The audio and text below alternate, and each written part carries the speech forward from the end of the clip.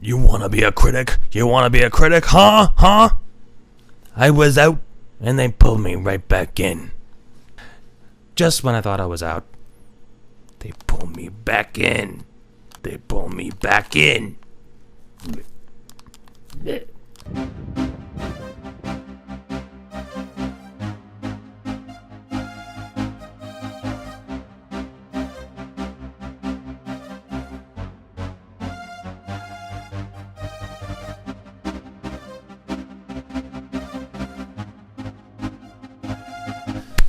Hey, welcome everybody. Thanks so much for joining me here at the Fanatics of Film.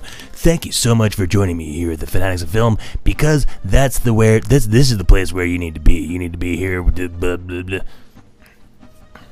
Hello everybody and welcome to the Fanatics of Film. And this is just my quick review on Brightburn. I know everybody is talking about this a lot. They're talking about it a lot, and I think it definitely deserves its lukewarm or mixed review or very hit and miss, so to speak, reaction, and very different. A lot of different tastes going on, a lot of different opinions, different point of views, different perspectives, and I think that's important. I think that's good for everybody to kind of. It reminded me a lot of Chronicle, in the same type of thing where it's just it turns into a horror show because someone gets a hold of so much power they don't know how to control it, and so they have so much power that they're literally this ticking time bomb of just rage and power, and they just have no discipline to themselves, even though you think that they have. And so anyway, I'm gonna get into that, get into all that in just a bit here, but thanks again for joining me. This is the Fanatics of Film, and if you haven't checked it out yet, check out the Ray Plays Pool with Planets video.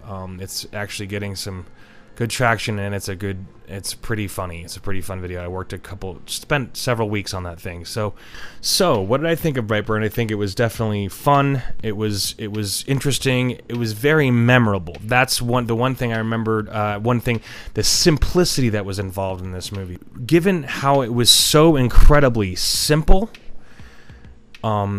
and straightforward, very simple characters with simple ideals, simple missions in their lives, simple lives. So I think these kinds of stories are really easy to tell if it goes all the way back to the 80s when there were so many of these films that were filmed in these small towns, and so you get a sense of, the small town thing is a great way to tell a story, because you have people from all different types, all different situations, and all different walks of life, but they're all contained in this small area.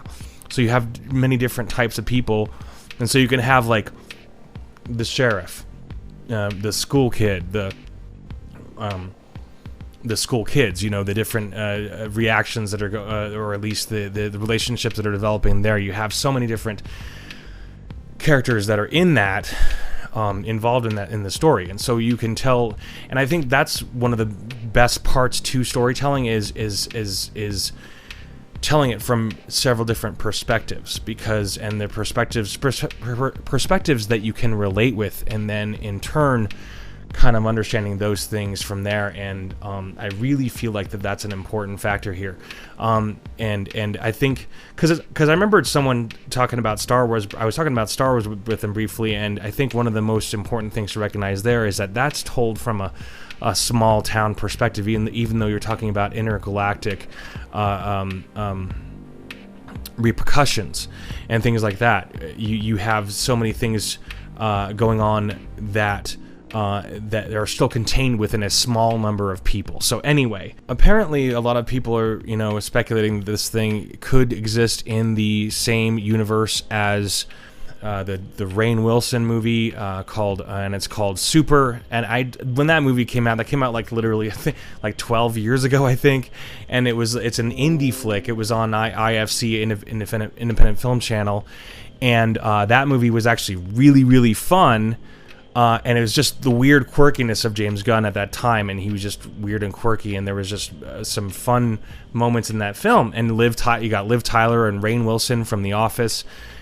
That's right. The villain was Kevin Bacon. I forgot about that. That's right. The villain was Kevin Bacon in that movie. Anyway, so people are speculating that this could exist in the same universe because James Gunn, he was producing on this one. So anyway, check out Super. That is actually a really, really awesome movie. It's, Rainn Wilson is the main character. It starts out as kind of this comedy, but it's actually very serious at the same time. So it's kind of a dark comedy, but I mean, if it is, then I would love to see Rainn Wilson back. I love to see him as the Holy Avenger, but I don't think the Holy Avenger could even stand up to this guy. This guy's it's literally he's like evil Superman or whatever you want to call it. Some of the powers are so ludicrous and so far out there that you don't see the things that you don't see how he's able to execute the deeds that he does. You have no idea how it happens. You have no idea how he's doing it. So because he's doing it so fast, and so I think that some of that elusiveness is fun because it's what reminded me of a Chronicle at the time, because you're just like you are still guessing. You're having a guessing game as to when and where and how things are done and how they're being done and how those things are coming across and everything. So anyway, so that was. All those elements to this were really fun. The surprise factor, the jumping, the horror moments where you're scanning all parts of the screen because it's all dark, and someone could show up anywhere in that and on that screen. So that sense of it was very horrific, and it actually reminded me of the Paranormal Activity films. Like that it reminded me of that same type of suspense. There's a ton of suspense involved in this, and lots of gore, a lot of gore. It's almost over the top. It's almost gets to the point where it's not. I mean, just over the top for this type of film. I was not expecting those things, so that was what was surprising. There was definitely some wow factor there. There was definitely some, in your face shit. It's like, okay, was that necessary? I'm just gonna read a little bit of this article here. So this is an article that's actually from Film School Rejects, and the title of the article is "The Ending of Brightburn Explained." So we're gonna get into actually, we're not gonna get into that article yet, but actually we will. But I'm gonna make sure not to read any of the spoilers. So but anyway, if you did see the movie, I hope you enjoyed it. I hope you. I mean, I did to a certain degree, but I definitely see why things are. Why there's definitely some threads that are started but never finished, and I'm assuming that they're gonna finish it. And if they do if this ends up going to a sequel, we'll see. I'm curious. I'm really curious to see if that actually ends up happening. So anyway, there's a lot of animosity here. There's a lot of separation of and removal of humanity, and I feel like it's.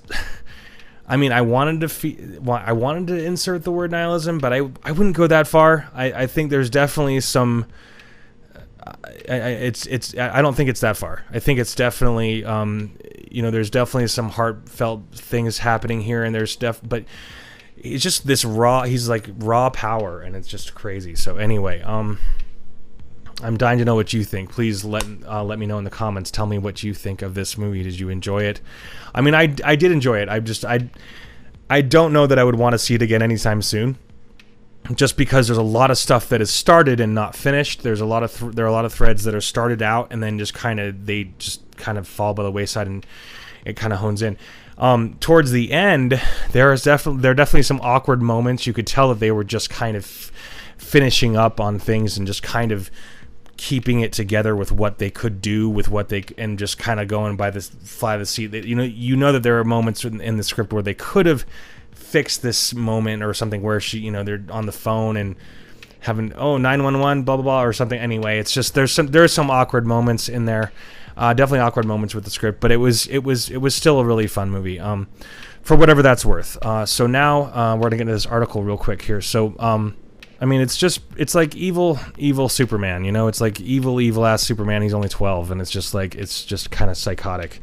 It did remind me of, and one of my favorite superhero films of all time was Chronicle, and it did have elements of that in it, where you're basically trying to follow it and trying to figure out what's going on here. And I like that element to it, but it's not completely to the point where you just don't understand what's going on, because there's a point with that.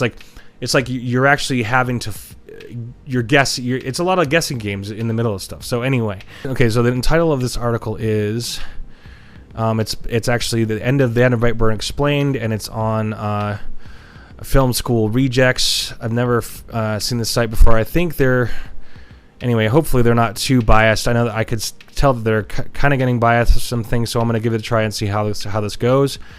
A person only has two options when societal and political anxiety takes hold of their psyche. They can fight their dread with dreams and powerful hope that good will ultimately triumph over evil, or they can embrace the darkness and wallow in the apocalyptic inevitability. So this is actually really well written. That's why I grabbed this article.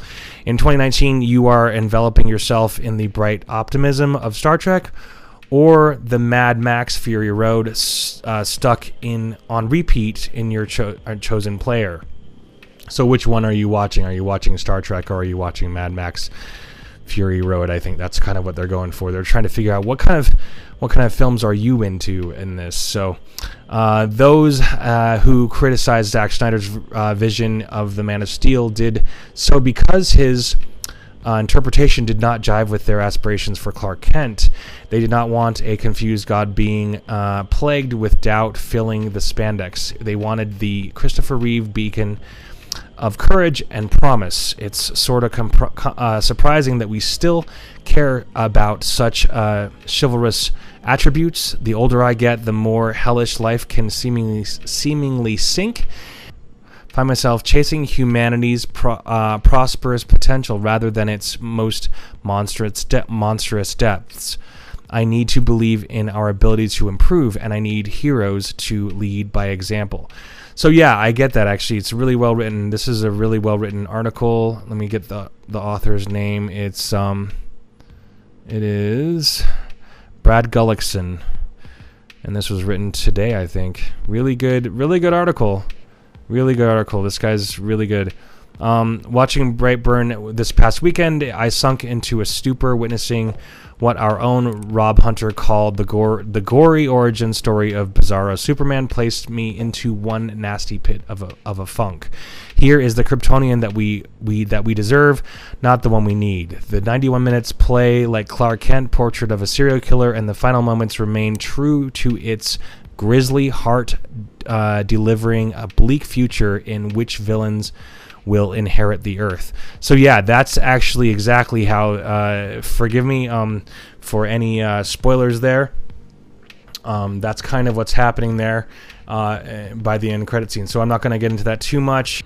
Okay, so Toria Breyer, she reminds me so much of she reminds me so much of Parker Posey. Like I had to do a double take, and I literally thought there for a minute that it was Parker Posey, and I realized, oh yeah, no, it's not her, not her, but she does remind me a little bit of Parker Posey. You might know Parker Posey from the series that was on Netflix, Lost in Space. That's right, called Lost in Space. That series was a fun series. But anyway, you might know her from that. She was actually in a lot of great 90s flicks as well. Super beautiful and super amazing and super sexy. Anyway, okay.